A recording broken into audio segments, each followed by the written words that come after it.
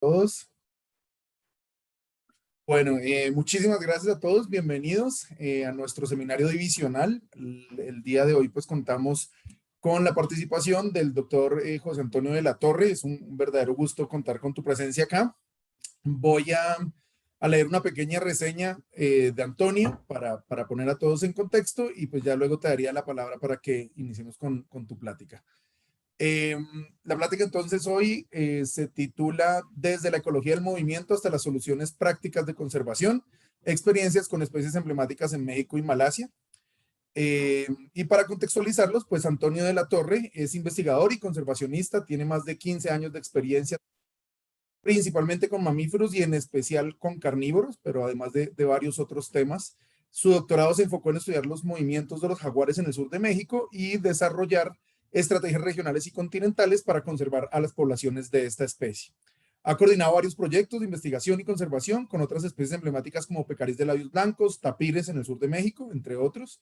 Y actualmente es el director del programa Jaguares de la Selva Maya, el cual es una iniciativa basada en el fortalecimiento de capacidades locales para promover la coexistencia entre jaguares y gente local en la región de la Selva Maya. Además, trabaja en el proyecto Management and Ecology of Malaysian Elephants, MEME, el cual es coordinado por la Universidad de Nottingham en su campus de Malasia, estrategias de conservación para los elefantes asiáticos en Malasia peninsular.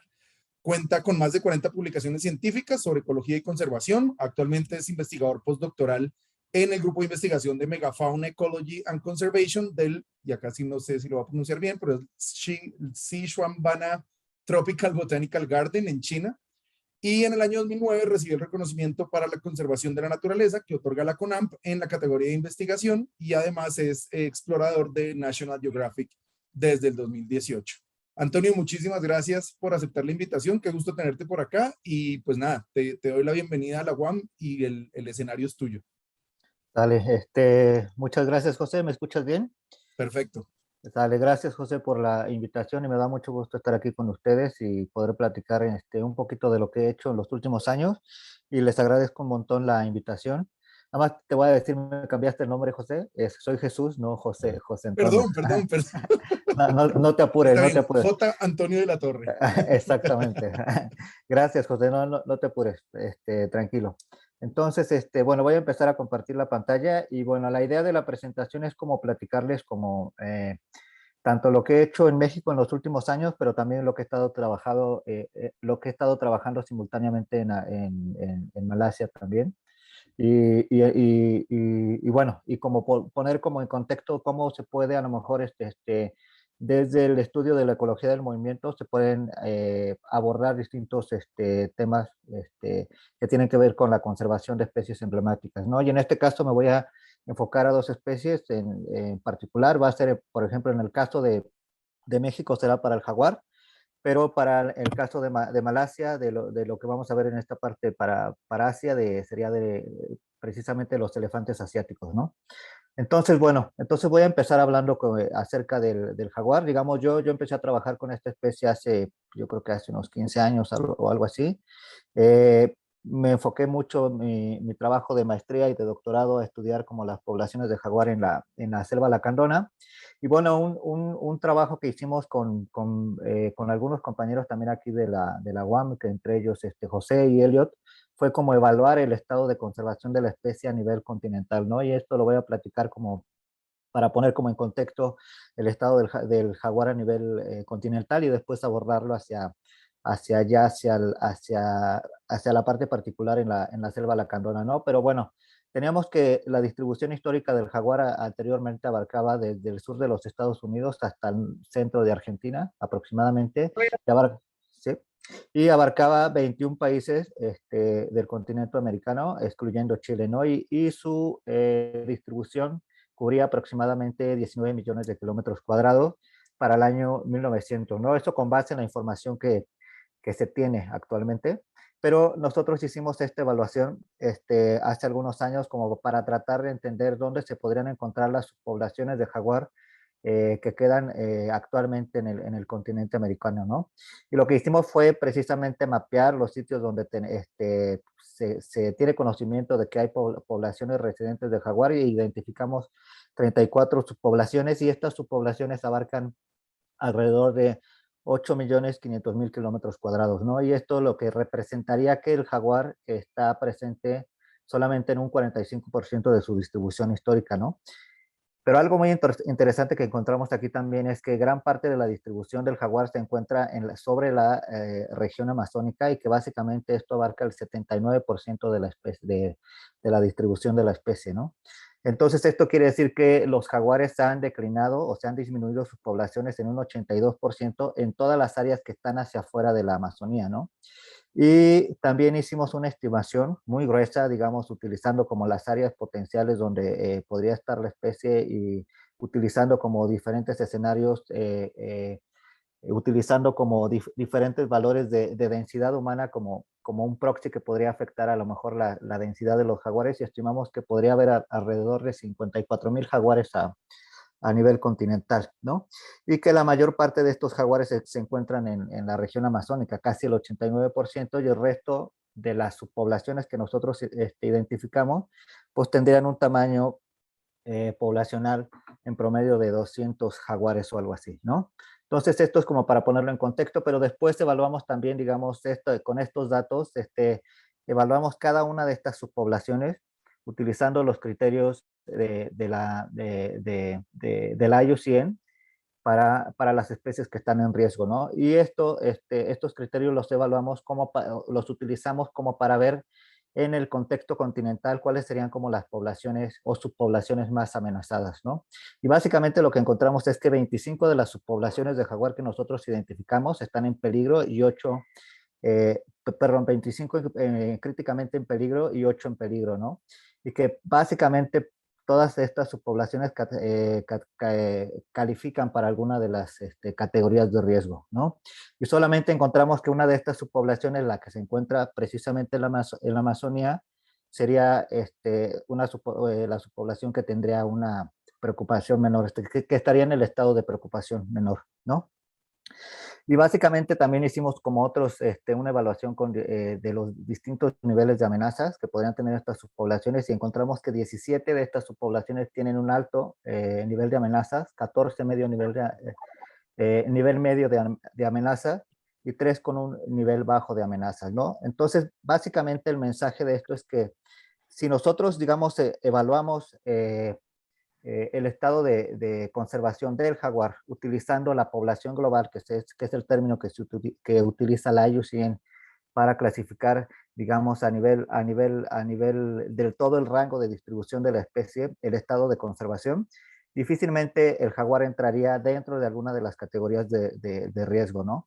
Pero si nosotros evaluamos cada una de estas subpoblaciones independientes, pues podemos ver que básicamente todas las subpoblaciones que están afuera de la región de la Amazonía, que es donde se encuentra, digamos, toda esta gran población de jaguares, y donde todavía hay mucho hábitat disponible para la especie, pues básicamente lo que tendríamos es que la mayoría de las poblaciones que están afuera se encuentran amenazadas, ¿no? Entonces, con esto, lo que a nosotros nos interesaba es poner en un contexto más regional donde se encuentran las subpoblaciones más amenazadas de la especie. Y ya básicamente, después de darles esta como introducción acerca del estado de conservación continental del jaguar, pues me voy a enfocar ahorita a hablarles ya más acerca de los jaguares en la región de la Selva Maya. Y nosotros identificamos como digamos, para el sureste de México, 3 como subpoblaciones que podrían ser como más importantes, ¿no? La subpoblación del Golfo, y luego la subpoblación de la selva maya, que esto incluye la selva lacandona, la parte de la región del Petén en Guatemala, todo lo que es Calakmul y el norte de la península de Yucatán, incluyendo Siancán, ¿no? Y tenemos otra subpoblación que está hacia Belice, que sería en este caso la subpoblación de las montañas mayas, ¿no? Digamos que en esta parte, en esta región, digamos, nosotros consideramos que hay 3 subpoblaciones. Y básicamente ahorita me voy a enfocar a hablar, digamos, de los jaguares, pero en la región de la selva maya, particularmente en la parte de la selva lacandona, ¿no? Y básicamente esta región, como el paisaje de esta región, pues como lo vemos, es como hay donde se encuentran todavía sitios con grandes extensiones de selva, pero también tenemos grandes extensiones que han sido modificados por actividades humanas, por ejemplo, la ganadería, la agricultura o otras obras de infraestructura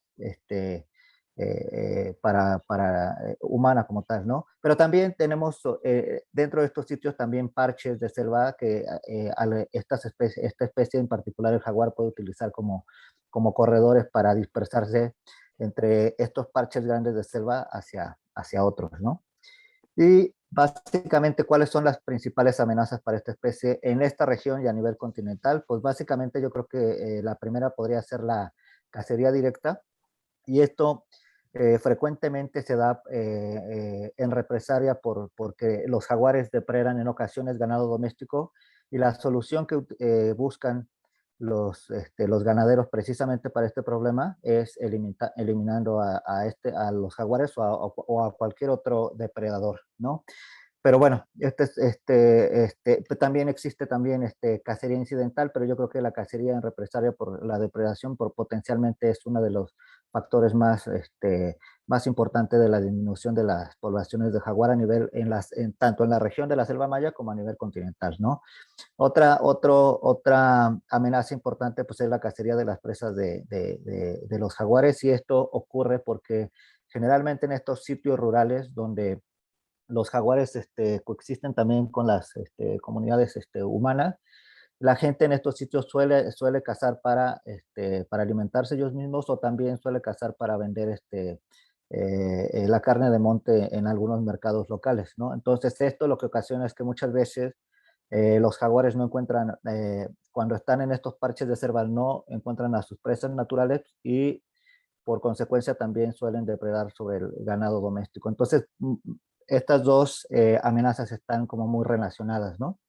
Y la otra es la destrucción y fragmentación del hábitat de los jaguares, ¿no? Las selvas y los bosques se han estado convirtiendo en áreas para la agricultura, en pastizales para la ganadería, y esto lo que está ocasionando es que no solamente tengamos menos sitios donde podrían estar presentes los jaguares, es decir, que disminuya el hábitat, sino que también se está fragmentando y aislando los sitios donde están presentes los jaguares, ¿no?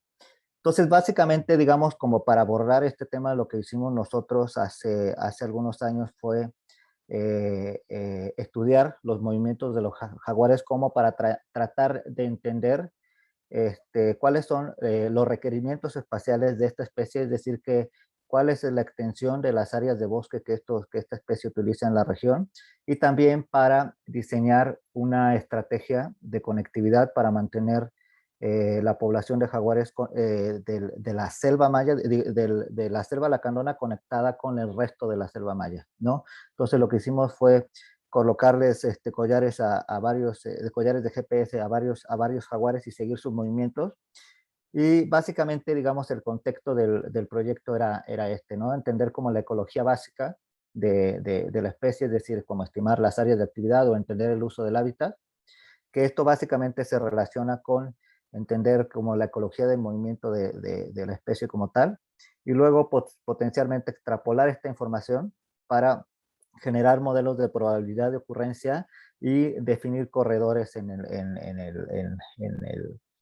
los corredores que serían más probables que los jaguares utilizaran para mantener la conectividad en todo este paisaje, ¿no? Y posteriormente tener como una estrategia de conectividad que pudiera servir como para intervenir en el territorio utilizando al jaguar como especie de sombrilla, ¿no? Y básicamente las preguntas que a nosotros nos interesaba contestar en este estudio es: ¿cómo utilizan el espacio tanto los jaguares y los pumas en el paisaje de la selva lacandona? ¿Y qué variables del paisaje de la selva lacandona estaban correlacionadas tanto positivamente como negativamente con el uso del hábitat de los jaguares y de los pumas?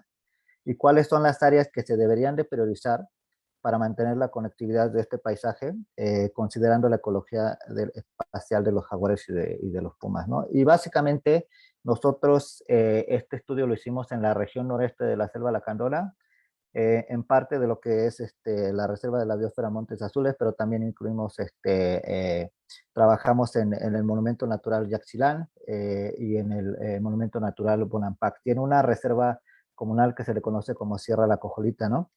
Entonces, básicamente lo que tenemos esta línea de aquí es el borde digamos, este límite entre México y Guatemala, y hacia el norte tendríamos ya el Parque Nacional Sierra de Lacandón en Guatemala, ¿no?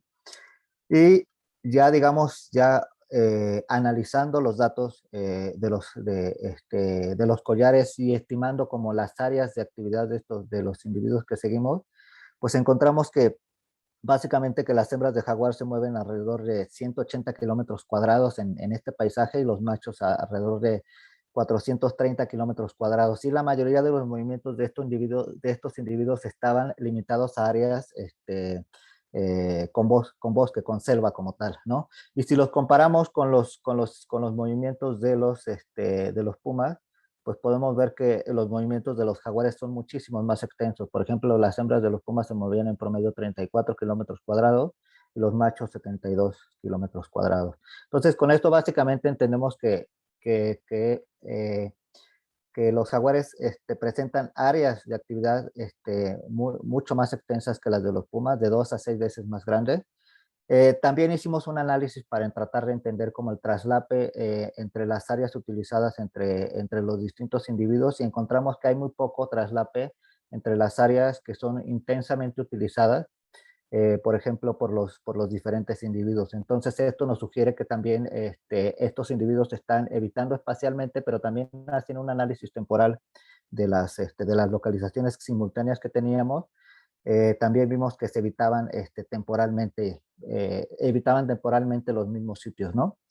Y básicamente yo creo que el mensaje más importante de esto en el tema de conservación es que al menos es necesario conservar parches de selva de al menos 180 kilómetros cuadrados para cumplir con los requerimientos espaciales de una hembra de jaguar, ¿no? Y esto yo creo que tiene implicaciones importantes si pensamos en mantener parches de hábitat donde quisiéramos encontrar, por ejemplo, hembras de jaguar que pudieran ser reproductivas para seguir manteniendo la población a largo plazo, ¿no? Pero después de esto también hicimos un análisis, el análisis que les contaba que tiene que ver con precisamente relacionar el uso, las localizaciones o los movimientos de los jaguares con el paisaje, ¿no? Con las variables del paisaje. Y básicamente lo que tenemos ahí son todas las localizaciones de los jaguares en nuestra área de estudio. Y lo que hicimos fue analizar esta información de la siguiente manera, ¿no? Entonces combinamos las localizaciones de telemetría que teníamos con una caracterización del paisaje utilizando distintas variables ambientales que podrían estar relacionadas con variables naturales o antropogénicas, ¿no? Y básicamente hicimos digamos, el análisis lo dividimos en dos partes, ¿no? Primero delimitamos las áreas con alta probabilidad de ocurrencia del jaguar en este paisaje, ¿no? Y para esto utilizamos un análisis que se le conoce como eh, este, análisis de selección de recursos, ¿no? Que es básicamente relacionar las localizaciones con las variables del paisaje y con esto identificamos los parches de hábitat donde sería más probable encontrar a los jaguares, ¿no? Pero también hicimos posteriormente, tratamos de identificar las áreas donde sería más probable que se muevan estos individuos en el paisaje como tal, ¿no? Y para esto utilizamos otro análisis que es muy parecido al de selección de recursos, pero este análisis se llama análisis de selección de pasos, que lo que hace es básicamente evaluar las distintas decisiones en el movimiento de los individuos con base en las localizaciones a través del paisaje, ¿no? Y con base en este análisis lo que hicimos fue un mapa de probabilidad de movimiento para precisamente identificar los corredores que podrían ser más adecuados para conectar precisamente los parches de hábitat que nosotros identificamos previamente, ¿no? Y básicamente los resultados que encontramos sería como algo como esto, ¿no? Básicamente el mapa que está a la izquierda es un mapa que representa la probabilidad de ocupación medida en selección de recursos de jaguar en el paisaje de nuestra área de estudio, ¿no? Entonces las áreas que tienden más hacia los azules serían los sitios donde sería más probable que serían como que podríamos encontrar a los jaguares. Básicamente lo que representa este mapa es un mapa de idoneidad de hábitat como tal, ¿no? Y utilizando un umbral de corte con base en un análisis que se llama un análisis ROC, identificamos precisamente cuáles son cuáles serían estos parches de hábitat donde podría estar presente la especie en la región, ¿no? Y estos parches de hábitat que tenemos a la derecha son precisamente los parches de hábitat que nosotros utilizamos como parches destinos para nuestro modelo de conectividad. Entonces, en este mapa que les estoy mostrando de este lado, del lado izquierdo, básicamente es un mapa es un mapa de corrientes, que básicamente este mapa se obtiene a través de un análisis de circuitos, que básicamente lo que utiliza es como matriz de resistencia el mapa de probabilidad de movimiento que nosotros generamos con base en el modelo de selección de pasos. Y básicamente con base en ese mapa de resistencia y analizado a través de este análisis de teoría de circuitos, nosotros identificamos precisamente los corredores que serían como más adecuados para mantener la conectividad precisamente en este paisaje de la selva lacandona, ¿no? Entonces, básicamente, digamos, esto es como la parte que tiene que ver con tratar de entender la ecología del movimiento de la especie y para tratar de diseñar una estrategia regional de conservación para la especie en la selva lacandona, ¿no? Y básicamente para lo que nos sirvió esto es precisamente para identificar cuáles son los parches que podrían estar, ya tienen cierto grado de protección o cuáles serían a lo mejor más prioritarios proteger hacia futuro. También esto, por ejemplo, y se lo voy a platicar un poquito más a detalle, este mapa ha servido como guía precisamente para identificar sitios donde sería prioritario alinear, por ejemplo, pagos por servicios ambientales en los ejidos o comunidades que están en esta región para precisamente mantener la conectividad de este paisaje. También, por ejemplo, ahorita se lo voy a platicar también un poquito más a detalle, pero también este mapa nos ha servido como para identificar áreas prioritarias donde nosotros debemos intervenir para mitigar el tema de las carreteras, pero también para mitigar el tema de la reducción del conflicto humano-jaguar en la región, ¿no? Entonces, básicamente este mapa, digamos, ya visto en términos de planificación y lo que nosotros estamos interviniendo, por ejemplo, a través del programa Jaguares de la Selva Maya, básicamente lo que hemos estado haciendo en los últimos años es precisamente en los sitios importantes de conectividad. Hemos estado trabajando con ganaderos que han tenido problemas de depredación por parte de jaguar en la región, ¿no? Y es precisamente en estos sitios donde son más vulnerables, por ejemplo, los jaguares, precisamente a ser cazados porque estos individuos se mueven a través, por ejemplo, de la matriz de la reserva o sea, de Montes Azules hacia estos corredores que están en el paisaje de Marqués de Comillas, ¿no? Entonces, básicamente, lo que estamos tratando de hacer con los ganaderos es, sobre todo en los sitios donde puede haber una probabilidad alta de depredación por jaguar hacia el ganado doméstico, es tratar de cambiar las prácticas ganaderas que ellos hacen para disminuir precisamente el riesgo de depredación, ¿no? Y básicamente creo que hemos intervenido en los últimos 5 años, algo así como 17 ranchos, donde tenemos como 17 ranchos pilotos donde se han modificado las prácticas ganaderas y donde hemos construido cercos eléctricos precisamente para los animales más vulnerables como pueden ser los becerros menores a 6 meses, que son los que son más vulnerables a ser atacados por el jaguar, o por ejemplo borregos, ¿no? Encierros nocturnos para los borregos, como ese es el que está acá arriba en la fotografía de acá arriba, que básicamente son encierros para que los ganaderos pongan allá adentro a sus animales durante la noche. Y básicamente, bueno, algo que yo quisiera comentar es que también, o sea, mucho como se ha atacado el tema de la mitigación del conflicto entre los ganaderos y el jaguar es a través del Fondo de Aseguramiento Ganadero, que creo que sí ha sido como una herramienta muy importante para promover la tolerancia hacia el jaguar. No solamente en esta región, sino en casi prácticamente en todos los sitios donde tenemos al jaguar, ¿no? Pero básicamente esta estrategia no mitiga o no no resuelve el problema de raíz. Entonces, para nosotros es muy importante también tratar de atender el problema, precisamente cambiando las prácticas para que no, y para que solamente el seguro se utilice como ya como el último recurso como tal, ¿no? Entonces, nosotros como trabajamos en esta región,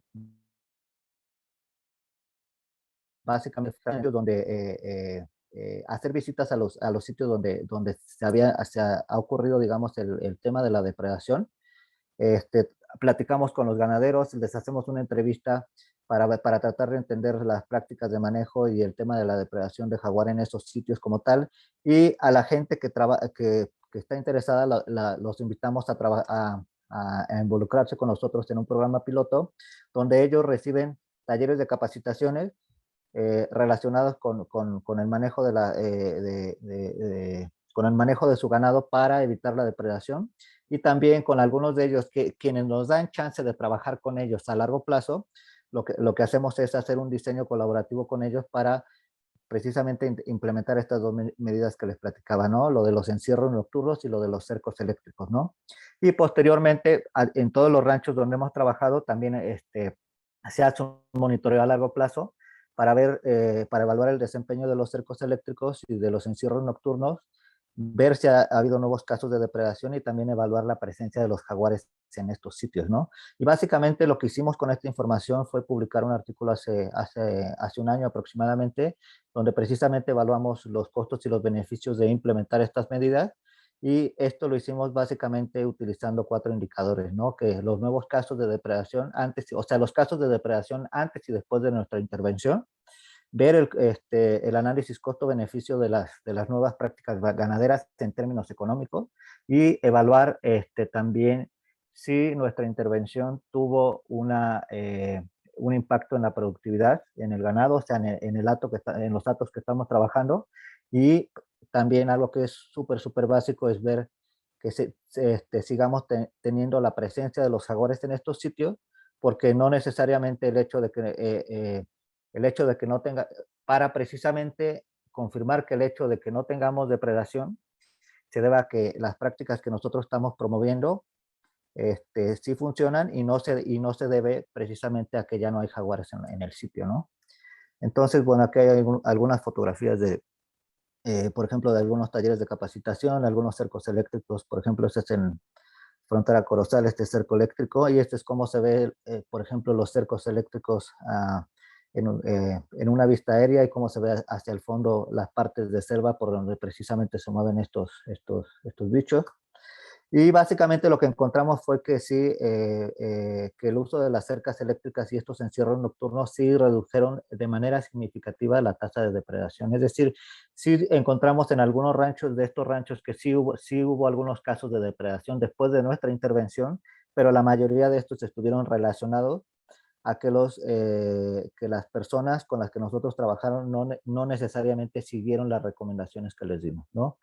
Y también, básicamente, el costo de construir estos cercos eléctricos, o los encierros nocturnos, se compensa a largo plazo con la disminución de las pérdidas que tienes por depredación. Es decir, que si nosotros tratamos de convencer a los ganaderos que han tenido este tipo de problemas de que implementen este tipo de prácticas hacia futuro, para ellos representaría una inversión más que una pérdida como tal, ¿no? Entonces, básicamente, se compensa esta inversión a no tener la depredación, ¿no? Y que, bueno, también pareciera ser que sí, en la mayoría de estos ranchos que trabajamos, se aumentó la productividad como tal, y encontramos, por ejemplo, presencia de jaguares en 7 de estos ranchos que hemos estado interviniendo, ¿no? Y bueno, otras cosas que, por ejemplo, para lo que ha servido, por ejemplo, este mapa de conectividad que les mencionaba hace ratito, es precisamente para alinear estos pagos por servicios ambientales. Y, por ejemplo, con una asociación que trabaja mucho en la región, y que asesora precisamente a los ejidos que son vecinos a la reserva de la biosfera Montes Azules, Ellos trabajan con ellos para precisamente tratar de alinear estos pagos por servicios ambientales y les dan la asesoría a los ejidos. Esta asociación se llama Natura Mexicana. Y bueno, básicamente encontramos que gran parte de estos sitios que actualmente se conservan por pagos por servicios ambientales están dentro de la superficie de los corredores que nosotros identificamos previamente, ¿no? Y bueno, otras acciones que se han estado haciendo, digamos, precisamente, no en la parte de la reserva, sino en la parte que tiene que ver en la de los corredores, de la parte de Marqués de Comillas, es vigilancia y monitoreo dentro de las áreas protegidas. Esto me refiero hacia la orilla del río, con respecto a la reserva, proyectos productivos sustentables y también pues, acuerdos como para tratar de disminuir la cacería en estas zonas de selva que no están formalmente protegidas, ¿no? Entonces, bueno, esto es como lo que les acabo de platicar va en el contexto del jaguar, y ahorita ya me voy a brincar a platicarles acerca de los elefantes y que fue básicamente lo que les voy a platicar ahorita, que son dos estudios diferentes que los hice durante mi periodo de estancia postdoctoral en Malasia. Básicamente también estaban enfocados en tratar de entender, digamos, de tratar de utilizar la ecología del movimiento y entender los movimientos de los elefantes para planificar la conservación de esta especie a nivel regional, ¿no? En Malasia peninsular, en la parte de la península como tal, ¿no? Y básicamente lo primero que hicimos fue evaluar la funcionalidad de los corredores para los elefantes dentro de un plan que se le conoce como Central Forest Spine. En Malasia peninsular existe un plan como de gobierno, del gobierno como tal, con la idea de mantener conectados los parches de bosque que quedan todavía en la península, ¿no? Entonces, básicamente, en la península de Malasia queda alrededor del 35% con bosque primario, ¿no? Entonces, la idea es precisamente mantener con corredores estos bosques, y básicamente este programa estaba enfocado a 3 especies como focales como tal, ¿no? Y estos son los tigres, los elefantes y los tapires malayos, ¿no? Entonces, básicamente lo que nosotros hicimos fue tratar de identificar, tratar de evaluar si estos corredores realmente son efectivos para los elefantes como tal, y si no, tratar de identificar otros corredores alternativos para mejorar precisamente este plan de conectividad que tiene el gobierno de Malasia peninsular. Entonces, básicamente, para ponerlos en contexto, digamos, como esta es como nuestra área de estudio, aquí en el mapa de acá abajito es donde se encuentra la península de Malasia, ¿no? Y lo que se ve en verde, digamos, son las zonas que aún se mantienen en bosque. No todo es bosque primario, pero sí gran parte de esto es entre bosque secundario y bosque primario, ¿no? Y básicamente los polígonos que se ven en azul y en rojo son estas áreas de conectividad o estos corredores, ¿no? Que para el Central Forest Spine, ¿no? Entonces están divididos entre los corredores del norte, que se le conoce como el Central Forest Spine 1, y los corredores del sur, que se les conoce como el Central Forest Spine 2, ¿no? Y básicamente la línea negra que se ve como tal son los sitios donde es como el rango, donde, por así decirlo así, el plan de acción de los elefantes en la península considera que son los sitios donde podrían estar los elefantes en esta región, donde podrían ser tolerados como tal, ¿no? Entonces, básicamente tenemos, lo que les quiero decir es que tenemos 17 corredores para el primarios y 11 secundarios, ¿no? Y ya pasando a la siguiente diapositiva, déjenme paso acá. Entonces, ahora lo que hicimos fue también utilizar, digamos, básicamente datos de información de collares de GPS. En este caso teníamos información de 54 elefantes asiáticos monitoreados desde el 2011 hasta el 2018. O sea, digamos, en términos de información para hacer este tipo de análisis, era un número de muestra bastante bueno como tal, ¿no? Pero algo ahorita que se los voy a comentar un poquito más adelante, 20 de estos animales eran animales residentes, es decir, que fueron, por decirlo así, capturados y se les colocó el collar, capturados en un área silvestre, se les colocó el collar y liberados en esta misma área silvestre. Y también teníamos 34 elefantes traslocados. En esta región, digamos, uno de las soluciones que se le da al conflicto humano-elefante es precisamente traslocar a los individuos que potencialmente entran en las zonas de cultivo o que se acercan a algunos poblados como tal, ¿no? Entonces es como la medida de mitigación más común que se utiliza en la región, pero a partir de que se empezó a trabajar en este proyecto como tal, la idea era precisamente evaluar realmente si la translocación tenía un efecto para los elefantes como tal y si realmente era efectiva en ese sentido, ¿no? Entonces ahorita les voy a platicar un poquito más de eso, pero básicamente tendríamos cerca de teníamos alrededor de 200,000 localizaciones para hacer el análisis, ¿no? Entonces, básicamente es un análisis, lo que hicimos al principio para hacer lo de lo de los corredores, es un análisis muy similar al que les platiqué acerca de los jaguares, también para los corredores. Lo que hicimos fue obtener distintas variables del paisaje, información del paisaje que podrían ser como, que pudieran estar relacionadas o nos podrían dar alguna idea de cómo utilizan los elefantes estos sitios. Y estas variables incluían, por ejemplo, desde capas de cobertura forestal, uso de suelo, elevación, por ejemplo, teníamos otras capas que incluían, por ejemplo, la incidencia de luz en las zonas urbanas sí, en las zonas urbanas como tal, y con esto también, con esto de alguna manera teníamos un proxy de los sitios donde había como actividades humanas o distancia a carreteras, ¿no? Y básicamente lo que hicimos fue hacer un modelo de selección de pasos muy similar al de los jaguares, y que con esto generamos otra vez un mapa de probabilidad de movimiento para el paisaje donde habitan los jaguares en esta región.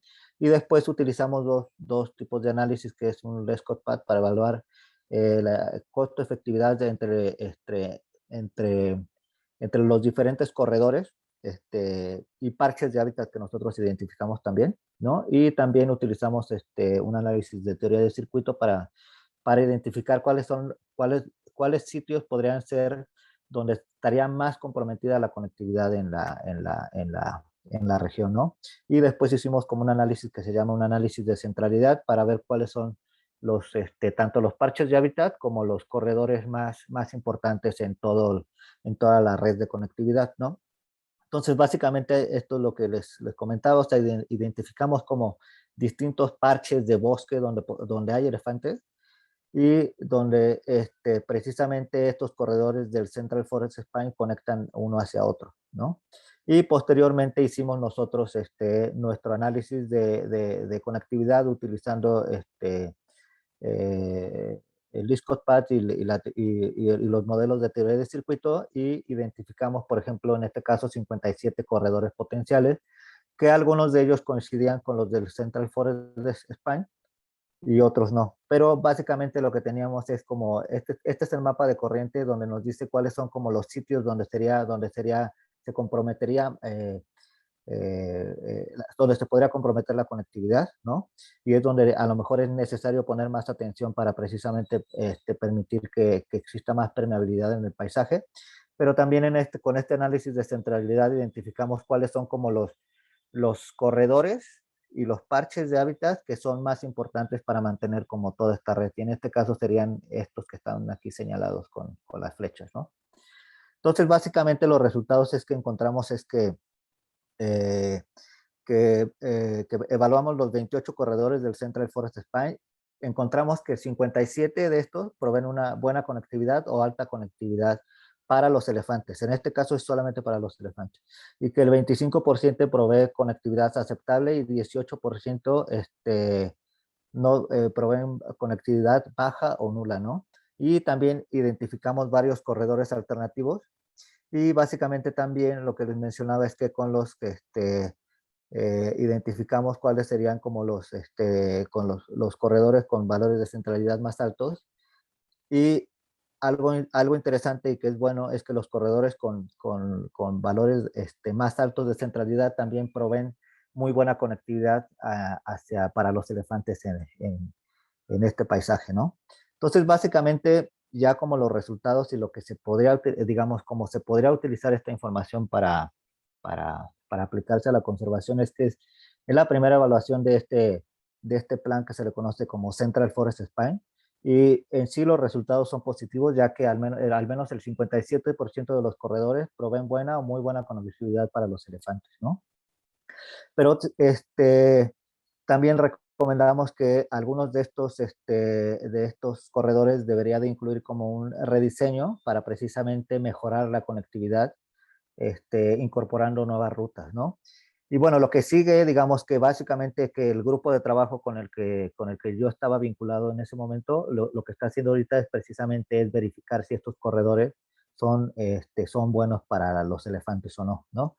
Y básicamente lo que nosotros proponemos es que con esta información sirva para hacer una revisión del plan y una actualización de este plan para que lo que se invierta en el futuro para precisamente mantener la conectividad en estos sitios sea adecuado para esta especie focal que es el elefante asiático, ¿no? Y bueno, que también es importante asegurar es que estos corredores para el movimiento de los elefantes, pero también es importante precisamente que en estos corredores se incluyan otras medidas de protección, como por ejemplo evitar la cacería y precisamente proteger el hábitat potencial, ¿no?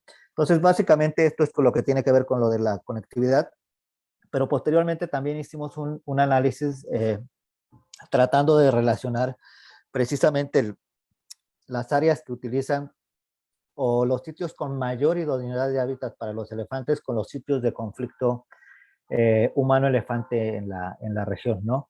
Yo creo que actualmente la mayor amenaza precisamente para esta especie se considera como el conflicto humano-elefante, precisamente porque en muchos países la medida que se encuentra para solucionar este problema, sobre todo en áreas rurales, es matando a los elefantes o traslocando a los elefantes también, ¿no?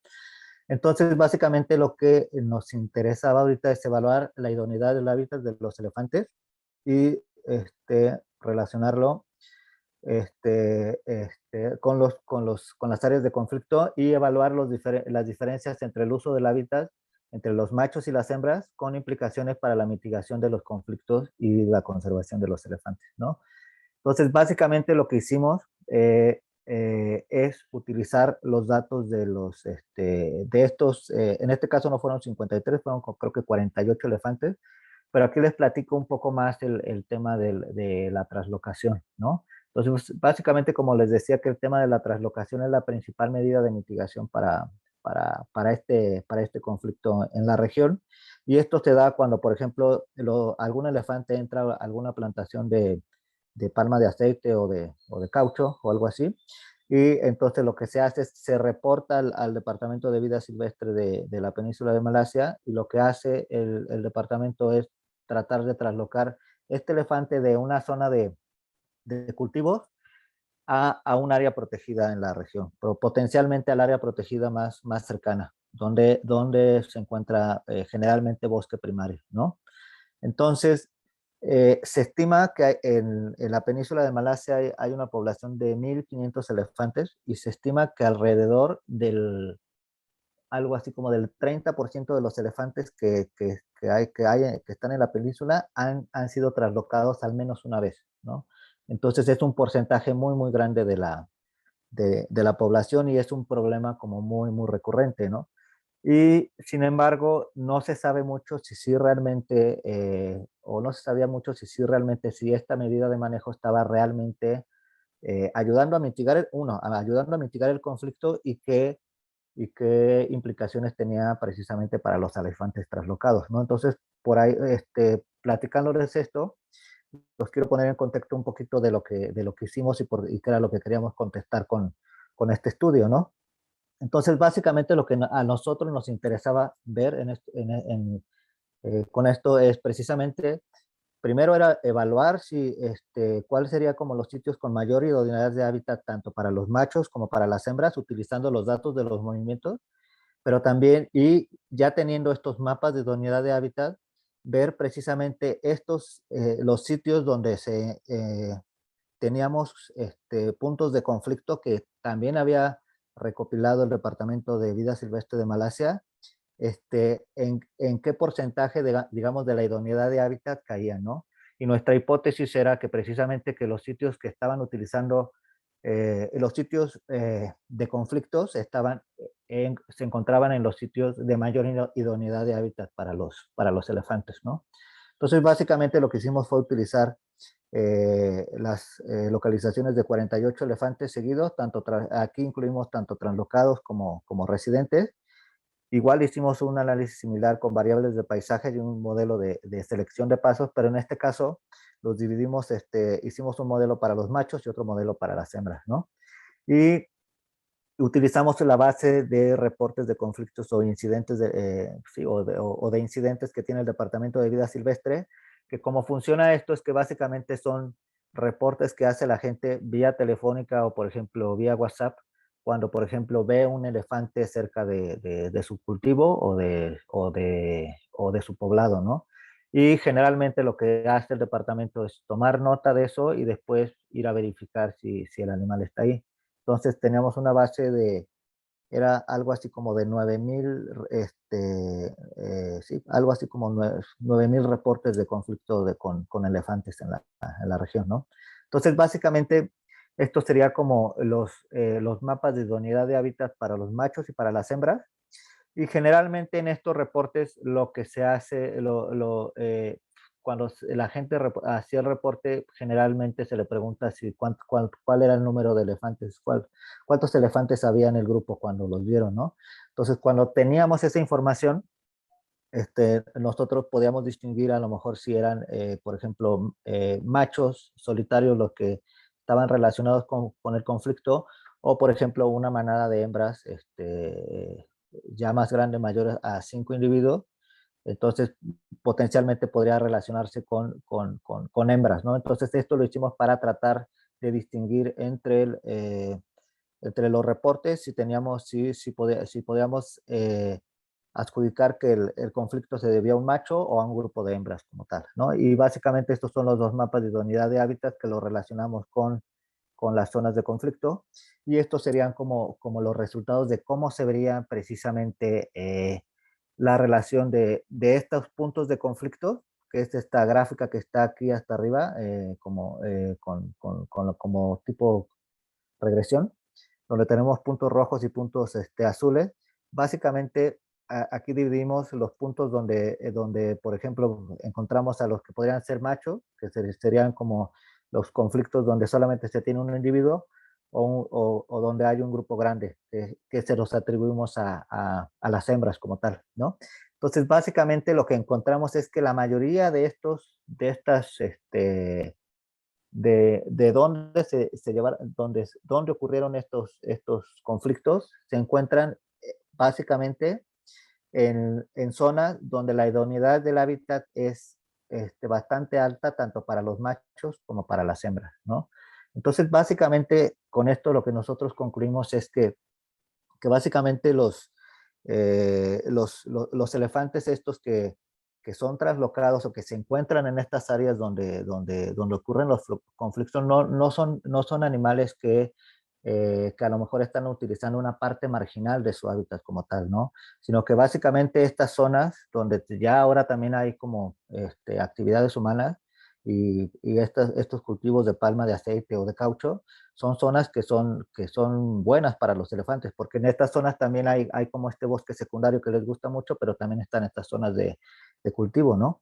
Entonces, básicamente, si nosotros traslocamos a todos los elefantes que estén en esas zonas, pues ellos van a seguir regresando hacia estos sitios. Y es básicamente lo que demostramos con el análisis de la traslocación de los movimientos de estos animales. Ambos, digamos, estas dos figuras muestran los movimientos de dos individuos diferentes después de una traslocación, ¿no? Y creo que el que está en rojo es una hembra y el que está en amarillo es un macho, ¿no? Entonces, básicamente ustedes pueden seguir los movimientos tanto a través del bosque como en las zonas que han sido, que son zonas de cultivos o son plantaciones de palma de aceite como tal, ¿no? Y básicamente vean que, o sea, ambos elefantes se traslocaron en una reserva que se conoce como Tamán Negara, que es una de las reservas con bosque primario más grandes de la región, y vean cómo se mueven un poco a través del bosque, sí, como tal, pero también vuelven a entrar como tal hacia las zonas de cultivos, ¿no? Entonces, básicamente, con esto lo que queríamos, a lo que queríamos llegar es que en principio es que nuestros resultados también dieron que las hembras y machos utilizan el hábitat de manera diferente, ¿no? Pero creo que lo más importante de esto es que los sitios donde ocurren los conflictos son áreas de alta idoneidad de hábitat para los elefantes, ¿no? Entonces, y también sugiere, digamos que la mayor parte de los conflictos, los reportes de conflicto que teníamos, sugieren que las hembras están más involucradas con los daños a cultivos. En cambio, por ejemplo, que los machos pudieran estar más involucrados con los daños con los encuentros directos con personas, ¿no? Pero también algo importante es que nuestros resultados muestran que los paisajes dominados por actividades humanas son sitios importantes de hábitat para los elefantes y no hábitat marginal que utilizan porque no tienen otra opción. Y lo que nosotros sugerimos es que básicamente que las estrategias de mitigación precisamente para este problema no deben estar basadas en remover a los elefantes de estas áreas, sino precisamente en promover la tolerancia y la coexistencia entre los elefantes y las personas o la gente que tiene, por ejemplo, estos cultivos en estas áreas.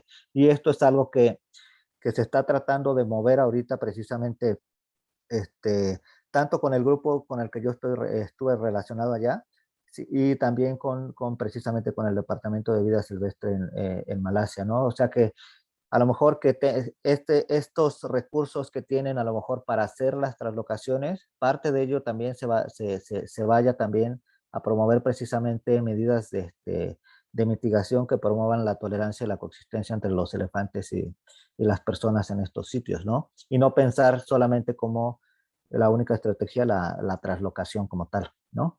Y creo que con esto termino. Y básicamente yo creo que estas dos diapositivas son solamente como para incluir aquí los logos de las distintas instituciones que tanto han financiado o apoyado tanto el proyecto de los jaguares como el proyecto de los elefantes en Asia. Y creo que sería todo. Excelente, Antonio. Muchísimas gracias. Súper interesante. Si quieres, vamos a abrir entonces un pequeño espacio por si hay preguntas de alguno de los asistentes y vamos resolviéndolo. Todavía tenemos un ratito más. Entonces, si tienen alguna pregunta, pueden hacerla vía chat o pueden abrir su micrófono, no hay ningún problema. Adelante, Rorita. En efecto, muy interesante las pláticas, realmente son dos. Tengo de esto último que mencionaste dos dudas. Bueno, la primera es, ¿se meten a las plantaciones de caucho y a las de aceite de palma porque se comen los cocos de la palma de aceite y en el caucho, qué es el daño que causan? Mira, generalmente, o sea, son por varias cosas, ¿no? Una es porque en las plantaciones de palma también encuentran, aparte de las palmas, ¿no? Encuentran otros tipos de plantas que les son bastante palatables, ¿no? Generalmente en estas zonas abiertas donde entra más luz, crecen como pastos que son más frecuentemente utilizados por los elefantes, que a lo mejor encuentran con mayor facilidad que en el bosque, por ejemplo.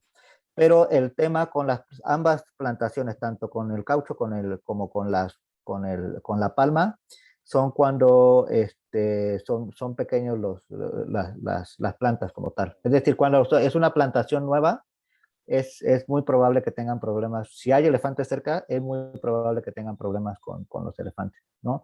Y esto se da mucho también porque allá sí se hace mucho manejo, por ejemplo, de las plantaciones de palma de aceite.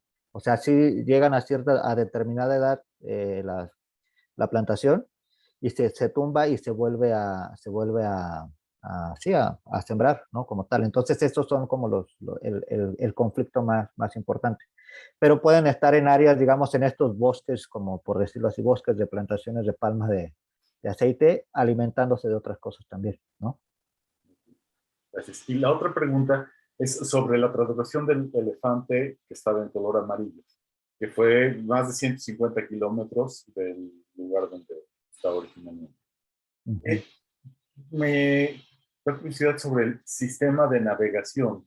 Si conocen el área, tienen ciertas claves para llegar al original, o es porque de alguna manera es un corredor de vegetación por donde se está moviendo y eso le permitió regresar a su lugar de captura original. Yo me imagino que en este caso en particular con este elefante, conocía el área y sabía directamente a dónde iba, porque se ve muy clara la trayectoria hacia el norte, ¿no? Como va, y se establece de nuevo en esta área ahí donde fue traslocado por primera vez, ¿no? Entonces, o sea, yo creo que depende mucho del contexto y también del animal sí, que fue translocado. O sea, digamos, la respuesta a la translocación no es igual en todos los individuos. Y esto tiene que ver tanto en el tema de carácter de cada uno de los individuos como tal, pero también como de experiencias previas, yo también creo que también puede ser como diferente. Pero el tema de la navegación no sabría cómo contestártelo en ese sentido, pero yo lo que pensaría es que el animal conocía el área como tal y sabía precisamente a dónde regresar. Por ejemplo, ves con otros elefantes, porque también se hizo un análisis, por ejemplo, de los elefantes traslocados, por ejemplo, qué tipo de comportamiento, de movimiento tenían después de la traslocación, ¿no? Entonces, hay algunos de ellos que sí establecieron como un rango de actividad estable de los traslocados, que era raro, pero sí ocurría. Y muchos de ellos que se mantuvieron como estos movimientos errantes, como si fuera un movimiento nomádico, que nunca volvieron a mostrar un rango de actividad como tal, y otros que, por ejemplo, regresaron inmediatamente a su área donde fueron capturados como tal, ¿no? Entonces es como muy variable la respuesta. Pero en este caso yo creo que este elefante sí conocía directamente hacia dónde iba. Gracias. Excelente, muchas gracias. Adelante, Rey. Hola, me pareció súper interesante. Tengo aquí dos preguntas. La primera, bueno, está orientada un poquito en la cuestión de la expansión y es cómo ha afectado o qué tan presente ha estado la expansión urbana en los parches o áreas de conectividad, pues especialmente en los parches no protegidos, ¿no? Ya que estos pues suelen ser los que están más vulnerables. Es la primera pregunta, por Te favor. refie- te refieres al caso de los jaguares, me imagino, ¿verdad? Ajá, sí, sí, sí, de los Sí. jaguares. Mira, digamos, esta región donde trabajamos es un municipio que se llama Marqués de Comillas, que está acá en Chiapas. Es un municipio relativamente nuevo que todavía mantiene mucho bosque como tal, digamos, dentro del municipio, pero lo que se está buscando es precisamente tener un ordenamiento territorial, una planeación digamos, de desarrollo que involucre precisamente a mantener estas áreas con selva como tal, ¿no? Entonces, en los ejidos, en muchos de estos ejidos, sí ha habido, digamos, como mucho, digamos, se ha detenido como la tasa de deforestación en los últimos años, pero sí habría que pensar en, por ejemplo, ya en áreas más grandes, por ejemplo, la cabecera municipal, que esta mancha urbana no se extienda muchísimo más, ¿no? Entonces, por eso es como súper importante seguir trabajando para promover actividades de desarrollo sustentable que incluya la protección del bosque en estas áreas, ¿no? Y te platico que más o menos, digamos que la actividad productiva más importante en la región es la ganadería, ¿no? Entonces, por esto también es muy importante para nosotros, aunque no nos guste como tal, trabajar con los ganaderos para precisamente buscar esquemas de producción que sean compatibles para precisamente detener la deforestación en estas áreas, ¿no? Entonces, digamos, la idea en Marqués sería como, digamos, sería como este contexto. Ahora, para el noreste de la Lacandona, el contexto es un poquito, pues sí, es diferente. Digamos, tenemos, yo podría decir como dos polos de desarrollo ya grandes, que uno es Nueva Palestina y el otro es Frontera Corozal, donde más en Nueva Palestina, digamos, la mancha urbana ha estado creciendo, pero eso más que afectar a las zonas que no están protegidas, está afectando directamente a la reserva de Montes Azules, ¿no? Y precisamente la otra área de Frontera Corozal está afectando a no necesariamente a las áreas que ya que están protegidas, pero a las áreas de bosque que están, que son precisamente los corredores entre Yaxchilán y Chanquín, ¿no? Entonces ahí el trabajo es seguir buscando una planificación para que la gente también quiera mantener esos corredores, pero yo creo que es fundamental seguir trabajando con esos polos urbanos para precisamente amortiguar la deforestación en esos sitios, ¿no? No sé si iba por ahí tu pregunta. Sí, sí, sí, justo, doctor. Y de hecho, creo que va totalmente relacionada y mi parte ya me respondió con la que le voy a hacer ahorita, que va más orientada a la legislación, ¿no? También tiene relación, ¿no? Con la anterior. Y es qué papel ha jugado o han jugado, ¿no? Ciertos programas que federales que existen bueno, a veces locales, estatales, tales como el Programa de Ordenamiento Ecológico Territorial o el Programa de Desarrollo Urbano Sostenible como herramienta vinculante, ¿no? ¿Les ha servido a ustedes para algo? Sí, yo creo que, o sea, precisamente, sobre todo en las áreas donde se puede intervenir más y se puede trabajar más con la gente, en Marqués de Comillas yo sí creo que ha funcionado. Y digamos, el municipio, digamos, la gente del municipio sí está abierta como a escuchar este tipo de cosas como tal. Algo que se ha hecho mucho también, se ha tratado de hacer mucho también es en parte en la comunidad lacandona, que es básicamente pues la comunidad que tiene más incidencia sobre la mayor extensión de bosque en la región, ¿no? Pero aquí el problema es que pues hay muchos problemas sociales y agrarios que han impedido precisamente que esto se aterrice de manera pues, real como tal. O sea, sí existe un ordenamiento territorial precisamente considerando la protección de estas áreas, pero la visión que tiene esta gente de territorio es completamente diferente, ¿no? Entonces ahora yo creo que parte del trabajo que va a tener que hacer es precisamente buscar esta negociación y es parte del trabajo que está haciendo mucha gente, o sea, como tal, ¿no? Y que también se hace a través del gobierno y fuera del gobierno, pero no está muy claro el panorama como tal todavía.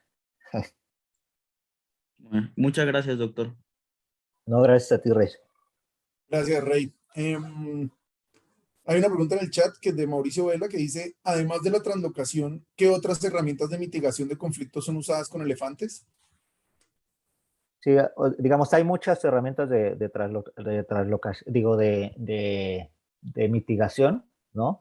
Desde que, por ejemplo, se incluyen desde los cercos eléctricos similares a estos que les mostré, pero precisamente para evitar que los elefantes entren a ciertas áreas o cercar áreas, por ejemplo, ¿cómo decirlo así? Como canales para que los elefantes no puedan pasar, utilizar, por ejemplo, ciertos tipos de cultivos que, que no, que no, que le sí, que crean como una repulsión hacia los elefantes o utilizar abejas.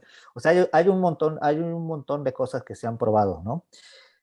Generalmente, para el caso de Malasia peninsular, yo conozco pocos casos prácticos ya hechos como tal. O sea, los que conozco como tal son los de las cercas eléctricas y básicamente en áreas, en extensiones de plantaciones de palma de aceite que, por ejemplo, que se utilizan para fines industriales donde las empresas tienen el poder adquisitivo precisamente para acercar áreas muy, muy grandes, ¿no? Entonces ahora lo que se está buscando, yo lo que he visto ahora, que después de todo esto que hemos estado hablando, es que la gente, precisamente en la península, ahora la gente que trabaja con elefantes está tratando de probar distintas técnicas que pudieran ser, pues sí, que pudieran funcionar para precisamente mitigar este tema del conflicto, ¿no? Pero se me fue un poquito la idea, pero digamos, sí, ya voy a lo que voy. Pero lo más generalizado, es decir, lo más generalizado que utiliza hasta el momento que yo estuve allá, que utilizaba el Departamento de Vida Silvestre, era la translocación, ¿no? Perfecto, gracias. Pregunta Maleja Parrado. Bueno, primero, muy interesante, muchas gracias por las charlas. Me surgen dos. Primero, ¿crees que sea viable que se involucren más los tomadores de decisiones en términos de co-creación de políticas públicas junto con las comunidades locales a partir de la definición de áreas prioritarias de conservación? Sí, claro que sí. O sea, yo creo que esto debe ser o sea, un tema para que realmente, yo contestándote te lo voy a contestar de esta manera. Nosotros como científicos generalmente lo que hacemos es generar la información para que precisamente los tomadores de decisiones, ya sea tanto de las comunidades locales o como del gobierno, la puedan utilizar precisamente para generar una mejor planificación de conservación.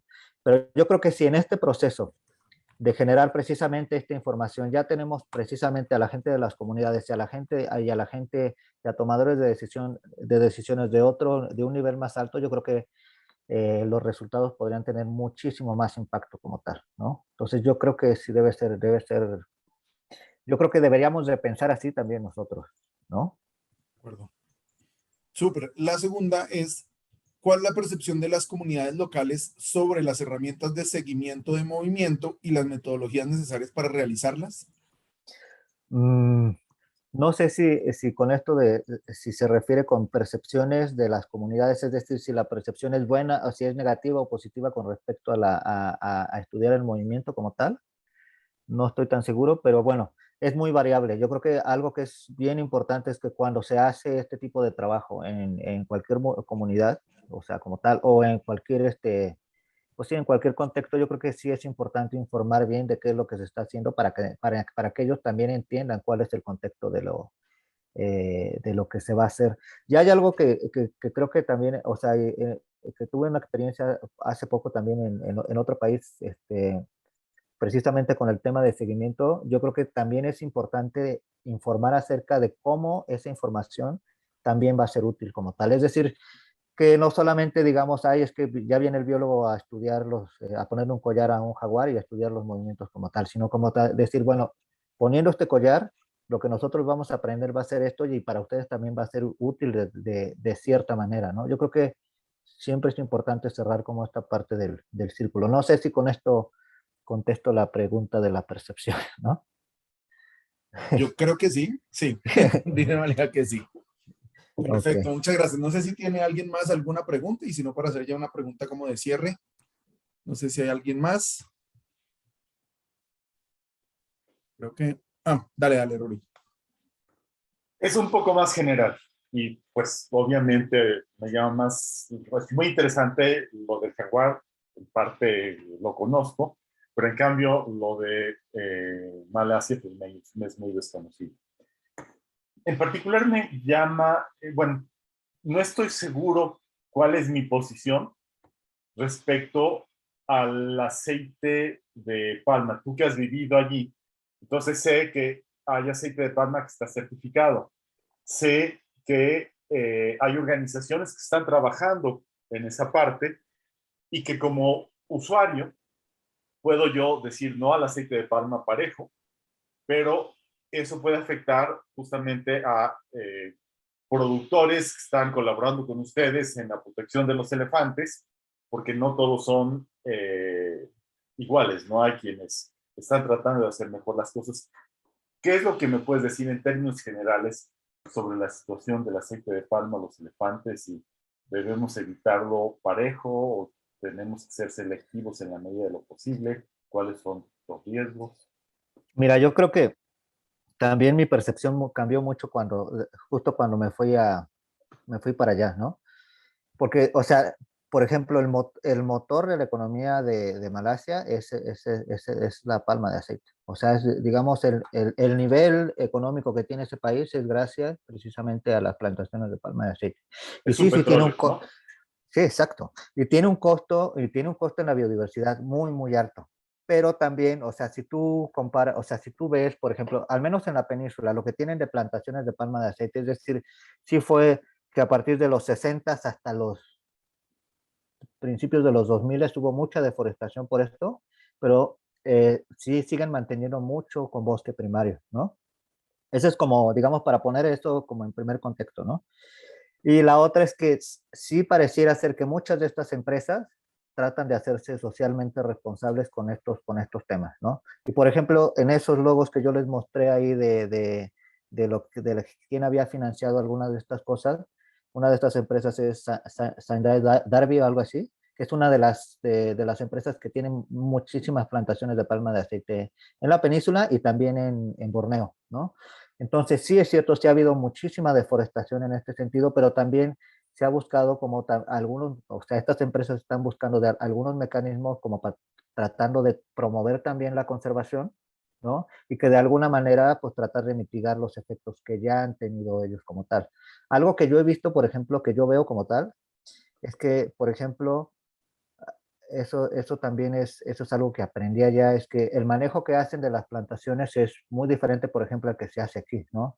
O sea, esto que te platicaba, esto de que volvían a utilizar áreas que ya donde ya tenían plantaciones de palma de aceite y que las vuelven a sembrar, eso yo no sabía que ocurría, ¿no?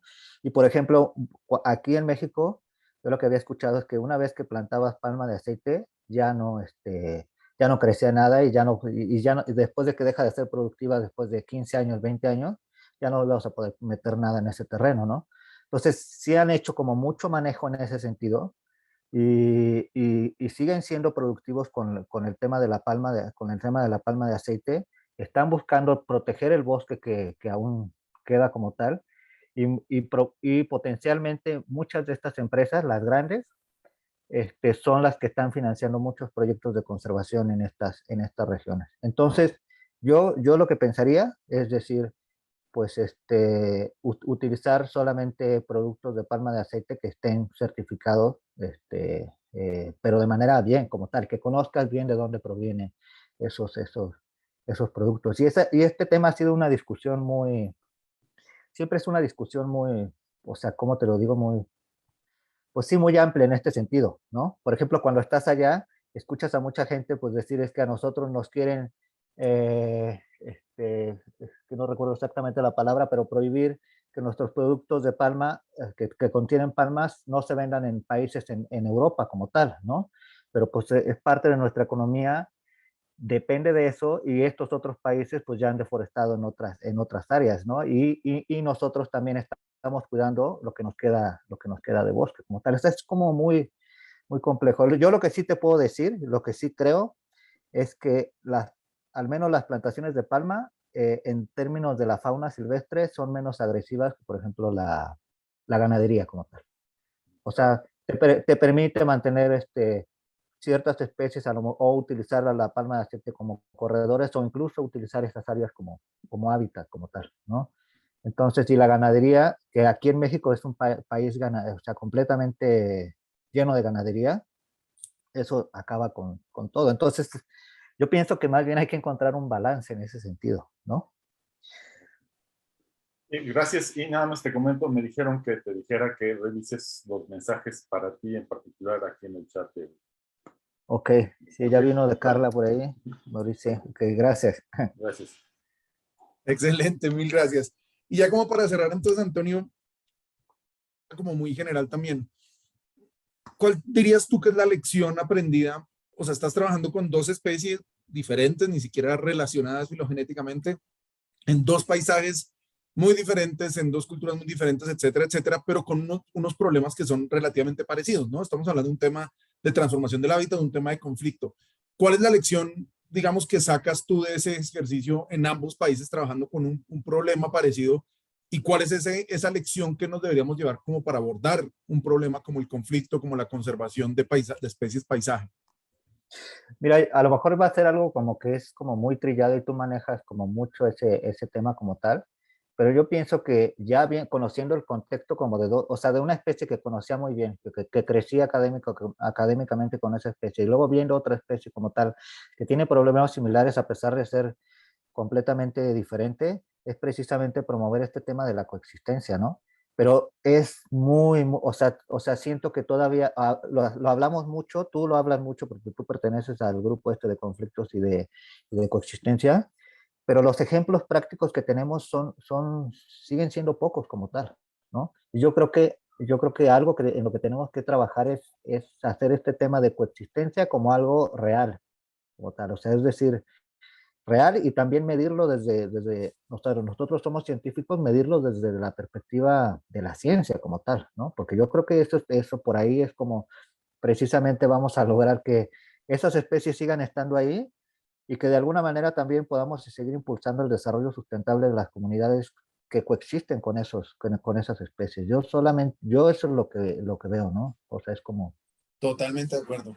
De hecho creo que esa es como mejor dicho, me parece interesantísimo que sea tu conclusión de trabajar en estos dos paisajes con dos especies, etcétera, porque precisamente dentro del grupo de especialistas esa fue la conclusión, ¿no? O sea, pasamos de enfocarnos de un tema de conflicto a un tema de coexistencia. Y es fundamentalmente eso, o sea, somos o hemos sido muy buenos documentando el conflicto, pero de ahí pasar, digamos, a un tema de cómo lo solucionamos es otra dimensión y esa Sí, dimensión es claro. la coexistencia y es súper particular y yo creo que el reto es gigantesco, tanto para inventarse las estrategias como, como bien dices, también para medirlo, ¿no? Para medir el éxito de esas, porque son medidas usualmente de largo plazo y a veces ni siquiera tienes ese tiempo para medirlo, ¿no? Antes de que acabes con una población local, por ejemplo. Pero me parece muy, muy interesante que derives esa conclusión, pues además de dos ejercicios muy robustos en dos paisajes. Bueno, Antonio, muchísimas gracias. De verdad, yo creo que fue súper interesante la charla. Tuvimos muy buena asistencia, pues hasta 37, todavía tenemos 30 personas. Esto quedará grabado y irá eventualmente a un repositorio y demás, pero bueno, agradecerte que hayas estado acá con nosotros, acá las puertas abiertas siempre en la UAM, cuando quieras venir a visitarnos y salgas del sur. Y nada, Vale. un gusto saludarte, espero vernos pronto y muchas gracias a todos por acompañarnos en este espacio. No, gracias a ustedes por la invitación y me da mucho gusto verlos por aquí. Ya merita que sea en persona pronto, espero, ¿vale? Muy Muy bien. bien. Muchas gracias a Sale, un abrazo, Hasta todos. Mara. luego y saludos por allá. Gracias, saludos. Gracias, hasta luego.